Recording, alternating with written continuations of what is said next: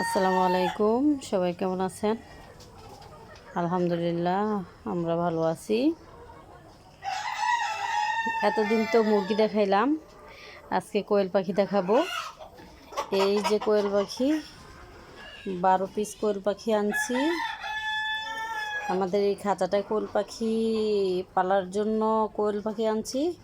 মূলত এই খাঁচাটা কোয়েল পাখির খাঁচাই। তো আমরা ওই মুরগি অসুস্থ হইলে এটার মধ্যে রাখতাম আর কি।